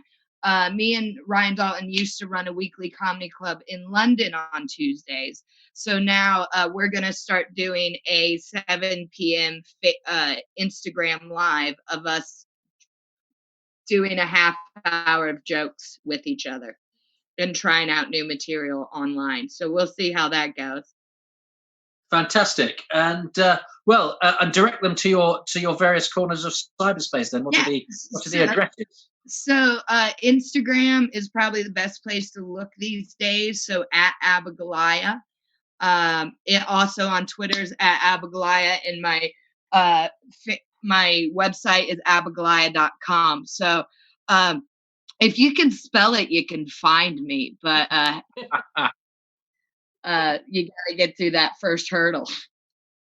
Well, that's an initiative test to set that. Frankly, anyone that falls through that hurdle doesn't deserve to find you anyway. It's a sort of That's what I've always said. It's a way of cutting out the deadwood, isn't it? Yeah. Right. Well, Abigoliah, I'm sorry that we couldn't see you, but it's been delightful that you've been able to join us. Everybody, please give it up for Abigoliah Schamaun. Yay! Thank you for having me, guys. Bye. Thank you for coming. So before we, we're just going to put our foot down and accelerate down the final straight into the A road of cessation. But before we do, I've got a couple more questions from Fat Roland. Toby, where did you get that hat? Where did you get that hat? Well, I have a number of hats, and I'm lucky that in Manchester we have a great array of eclectic and often bespoke milliners. And this hat I picked up from one of the more obscure outlets called Marks and Spencer. If you can follow the golden unicorn, it might just point its horn to Strawsville over there, and you'll be able to pick one up. Here's Hurricane Rouse, who is a great supporter of Excess Malarkey, both on stage and off, says that she helped on the door when Tony Law was last at Excess Malarkey and was dealing with a latecomer, and one of the disco balls fell on one of the front row tables. Yeah, that's a kind of anything can happen at Excess Malarkey kind of vibe. None of that's going to happen tonight. If your internet falls on you, I'm afraid that's your own liability and is not covered by any of the Excess Malarkey internet insurance. Right, ladies and gentlemen, we are going to get the next and final act on, and my one word that I will. I was going to say indescribable, but that's a bit of a cop out, isn't it? You're welcome on stage the next act, who hasn't been to Excess Malarkey. Oh no, it was there quite recently and almost destroyed the place. Hasn't been Excess Malarkey. I've been there, so it's very nice to see him because he and I haven't been in the same orbit since I think the 99 Club in Leicester Square some years ago. He is the one word I would describe our final act as is unorthodox. So please welcome, as he slays those doxes one by one, stamp your feet, clap your hands, bees and birds together. Please give it up for Mr. Tony Law. Hi, Toby. How's it going? Yeah, another word is not very good. That's three words. I figured that out as I was saying it, but not before it was too late. I was in the middle of saying it. I'm in space, Toby. Woo! I like it. I'm in space. I'm way out in space. But there's no race in space. Cold! It's cold out here, guys. You know, during the when the lockout first went, we were lucky enough to go to Wales for 5 weeks. I love it out there, but now I'm back in shitty London, and you know you're back in shitty London when you go into the Shell, okay, and I don't know. I've just written down Shell. I thought I had an idea what I was going to do there. Yeah, the petrol prices, actually, you would have thought with such what's going on and everything, you would have thought that would be cheaper. Bit of observational stuff there. That's all I've got, guys. That's all I prepared was I'm in space. This is in honor of my favorite band. Big shout out to Henge if they're listening. And there's always one Henge person at X. That's Malarkey. Henge, No. they're from space like me. 2 notes. That's all you need, guys. So, what else can I tell you?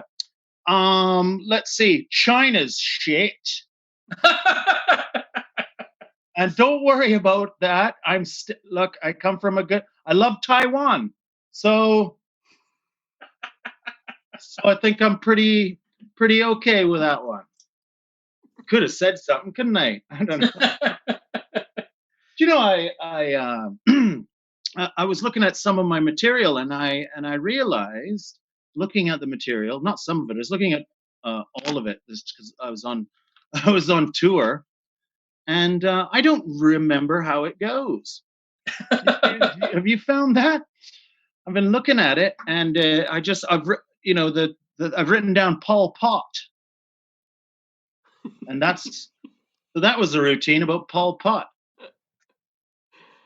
Okay. I think it went like this. I think it went a little something like this. Pol Pot. He thought he was the good guy, but Pol Pot was not the good guy. I'm new to music.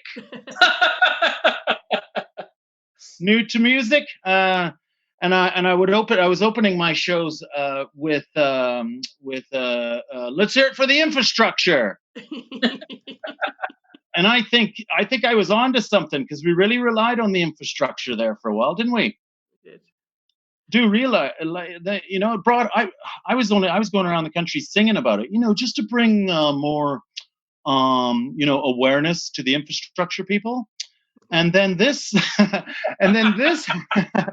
then this happened, and I think we all respect the infrastructure now. So, you know, everybody, you know, NHS OBS, they are milking it a little bit. I mean, at the end of the day, they're taking it a little bit far. They are fucking at least employed. So, you know, hey, come on, edgy. That's the beauty of audiences, is they let you know what you should think, you know? When you're sensitive to them, they give you an idea of, like, this is what, but you spend too much time on your own, and you know what that YouTube can do to you. You start coming out with things like China's shit. Pol Pot. So, I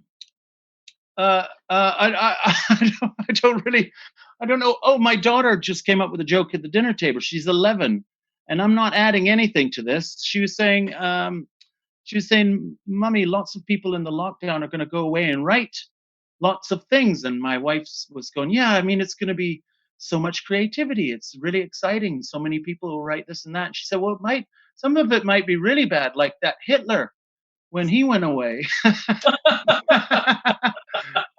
And I thought, wow, I'm not sure she knew exactly how good that was. But I want to talk to you guys about feminism in organized crime. I don't see it. I mean, I don't see much organized crime. That's the thing. But they need to show us what's going on in there. Very intimidating watching the other acts. Everyone was so composed. Not everyone, actually. Some of them were as bad as me. But Fraser, she's just like so noble and in control and kind of zen-like. I just watched her going, fucking hell. This is why when I usually go to gigs, I try not to watch. If I do watch the other acts, I squint, and then when they're really good, I go, oh yeah, but that works for them. And then when they're finished, you open your eyes up again, and then you go back out. So a lot of time to think during this lockdown, isn't there? There's been a lot of time to think, a lot of time to think, and not enough times to go out there and have strangers go, no, keep doing it. You should keep doing this. That's what keeps you going. You have no time to question things. You go, well, something's happening. Some people say to keep going, but now there's no one out there to tell you to keep going. Keep going. Keep going, Tone. Okay, let's see. I gotta never stop, Tone. Oh, I got a routine. This is when Rob Rouse and I did the Comedy Zone. Was it called? Yeah. We did the Comedy Zone in like 1902. Am I right? We did the Comedy Zone way back with the brilliant Dan Antopolsky and the brilliant L. Porter. Yeah. And I have a routine that I'd forgotten all about, but every time I see Rob Rouse, he calls me the name in the routine. So he's kept alive a routine I did 20 years ago. That's how if you want to say something make it sound really old, you drop the S. You say, oh, that was 20 years ago. If you want to sound like you don't have much money, if you I just got £10,000. Okay, that still sounds like a lot of money. Not in the lockdown, Tony. Not in the lockdown. Don't bring up £10,000 in the lockdown. Jesus, not all of us can be in space, Tone Zone. Good reception for space. Better than Cornwall's, am I right, guys? Abigoliah she was talking about jonglers. That made me break into a cold sweat. My funny story about jonglers is it's that there was one guy came up to me, a newer act, who's not a newer act now, but he said, there's a rumor going around that you do okay at jonglers. And it's like we're giving loads of people quite a lot of it's really it's cheered them all up. They thought, well, Tony Law, he's able to do whatever that is, and it works at it works at jonglers. And I said to him, I went, dude, it doesn't work there at all. But then I just thought, what a wonderful rumor. I felt I had to go there and just keep doing what I was doing. Yeah. I did try to change for them, but that worked even less. But anyway, so it's better to die doing whatever it is, isn't it? Oh, what else? Somebody brought up punching to death. I don't know. I got nothing on that. And all I'm going to come away from this with is feminism and organized crime. That'll do, I'm in space. I did a lower note. I'm in space. I'm in space. I love that. That's good. That's working for me. So that's a takeaway. We got that's it. Tesco's. Some about Tesco's. So we might as well. I figure we should start the interview part of the. Toby Law, ladies and gentlemen. That was my curated set. I mean, I've got other routines. They're quite long. Sort of require the encouragement of 80 people. But I don't know how a lot of it goes. Oh, I know. I remember my my routine about DNA, but then I realized that doesn't work because that works on a big visual, and I can't do the visual because my laptop is stuck on this. Well, I'm glad.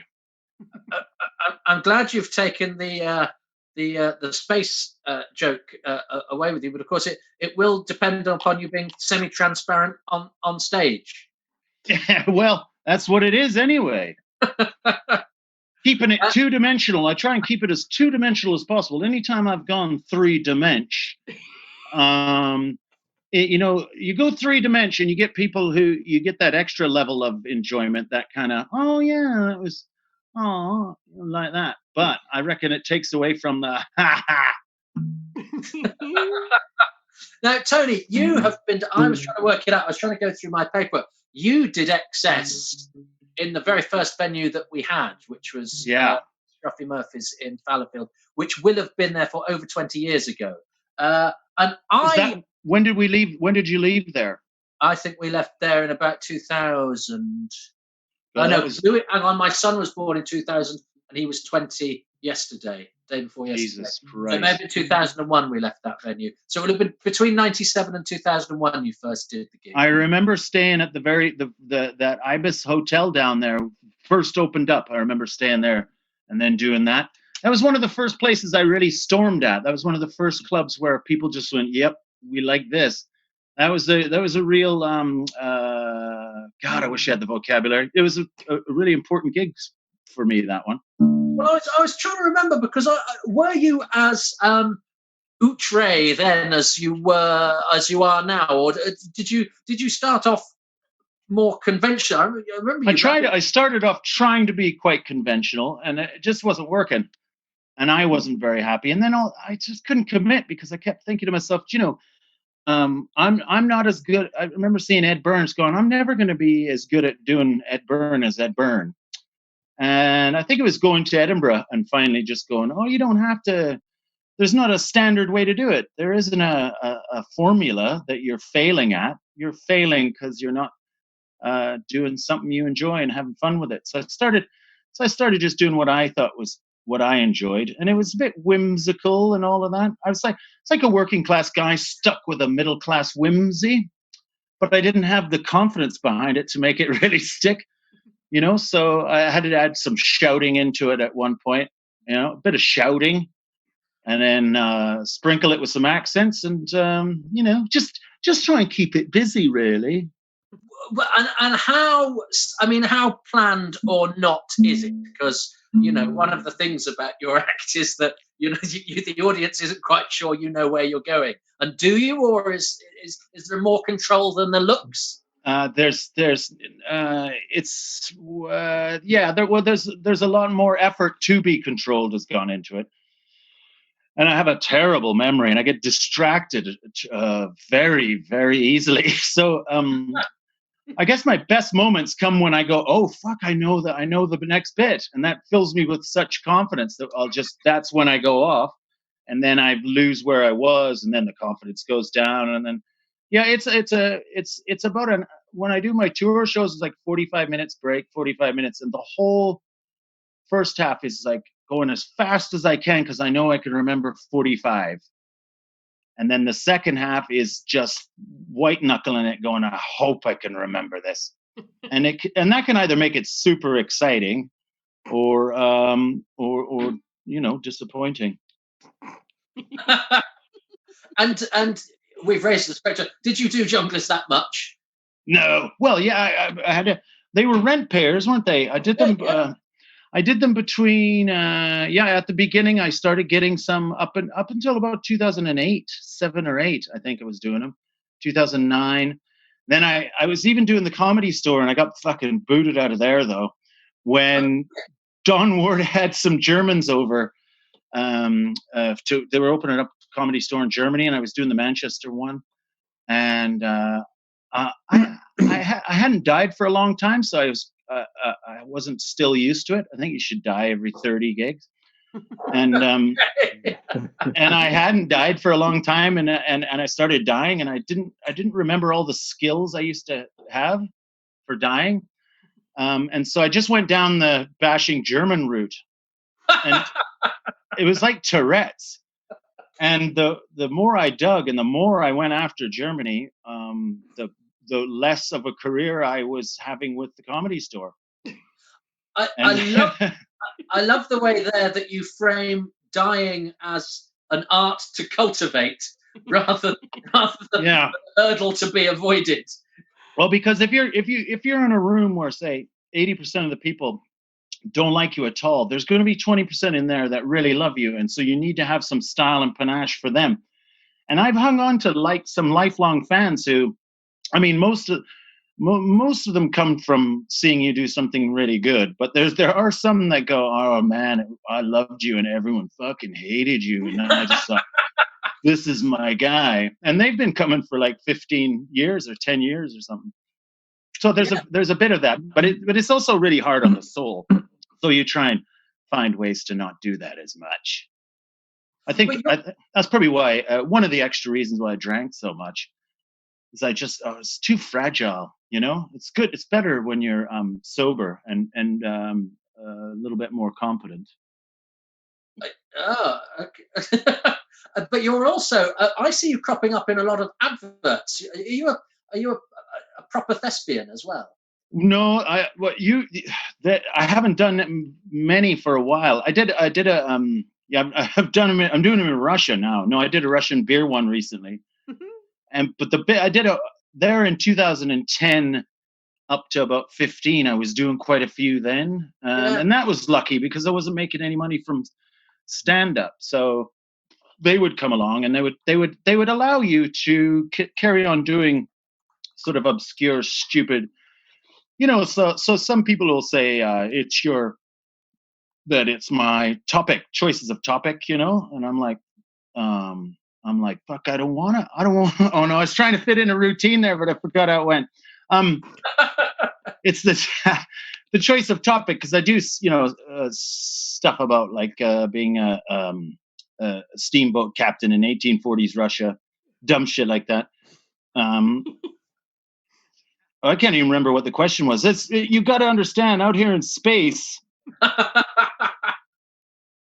the oxygen is real low. Yeah. Well, I think we're missing a trick because Rob Rouse was on my screen earlier, and you two old soldiers have, I think, probably fought on many fronts together. So I don't know if it's possible to bring Robin, because I think Robin. I think a three-way. I think me being the meat in a Rouse Law sandwich would be a fascinating meal. So what's happened to me? I never used to be the kind of person who would do that. It's because Rob raised Spectre. Lockins. Hang on. Early in the show. What was the question before, though? Something that really piqued my interest. Being an actor. Being an actor. Oh yeah, that's right. No, not enough, and not really. Were you a Viking or something being pulled out on a boat? Yes, that was 2010. That was when I was about to quit comedy. I was so depressed that I just started growing this beard, and I was fuck it. I went in for an audition. I got the next one, and then I got another one. And I thought, going in for 4 auditions for one thing, I wonder if there's good money in it. And there was enough to save me from having to go back to meat packing. Oh, good, very pleased. So, Rob and Tony, how long have you? Yeah. Do you mind if Helen joins the conversation? Bring her in. Bring her in. She's a veteran of Excess Malarkey now. Oh, I see. Hello, Helen. Hi, Helen. How are you doing, Helen? Yeah. Is that it? She's good. She's really good. That's what I love about Helen. That's my new favorite. That's enough. That's beautiful. That's just great. I can watch that all night. We need to do a private Zoom where we just don't say anything and that just happens. That is enough for me. Well, I always one more, Helen. Let me see it one more time. Helen. Wait, she's there.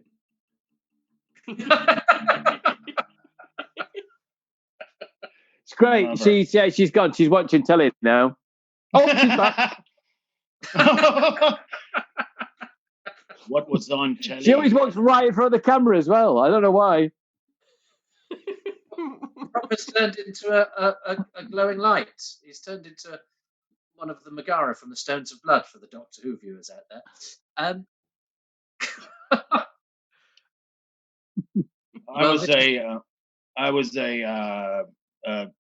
Now I'm a nebula. There she is. Yeah, so thought the first 15 was pretty tight. I think it's started to lose a bit of its grip on reality. Momentum, I think. Well, look, I think we're going to, we've got to wrap up. We're nearly at the 2-hour mark. So we have done a 2-hour show for the punters. So we're going to bring everybody back in because Tony has ascended and become just a light in the sky. I am here in space. I can see you. Rob has killed his wife and replaced her with a. No, she's still going. She's still good. So you just put that head in the window every now and again. So if the neighbours get suspicious, I saw her looking out of the window the other day. Abigoliah, we might be here, but we will never have each other. Alice is still with us. You haven't gone back to bed. I am. I have not yet gone back to bed. I wanted to listen to everyone. I've missed so much watching comedy shows and being in the same room as other comedians, and this is quite the same. Yeah. But it's I the fixed ghost of that the same for feeling. Don't miss it anymore, do you? Well, look, everybody. Well, we are back with Excess Malarkey next Tuesday. I don't think we could achieve the offbeat and shambolic nature of this one if we fucking tried. So it's been I'm glad the reception from space is not the worst.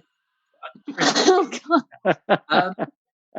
He's never going to be able to do any of this on stage, which is delightful. No, the audience doesn't know what I'm doing. No, I'm doing some fucking awesome high tech stuff, and they can't see it. Oh man, that was so freaky. I hope this is being recorded.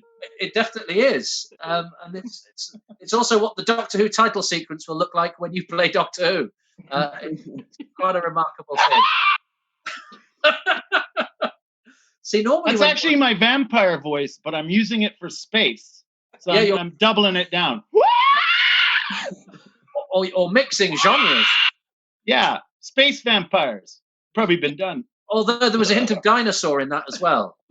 Dinosaur space vampires. Yeah, I mean, title of the I next want show, to suck your vacuum.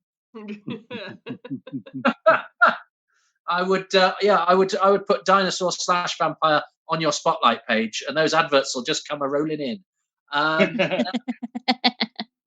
Look, everybody. Unfortunately, we have to bring this joy to an end. We could not do this version, this iteration of the show, if it wasn't for the generosity of comics to give their time, their imagination, and their somewhat offbeat ideas to coping with coronavirus and doing live comedy as a face and their supportive partners. And their supportive partners. They're supportive partners. Oh, right. Okie dokie. Right. So thank you very much for joining us. Please, ladies and gentlemen, at home, if you want to join in with this bit, you can. Please give it up for the absent, but not from our hearts, Abigoliah Schamaun and Frank Foucault and Alice Fraser and Rob Rouse and Tony Law. The light is shining at the end of this comedy tunnel.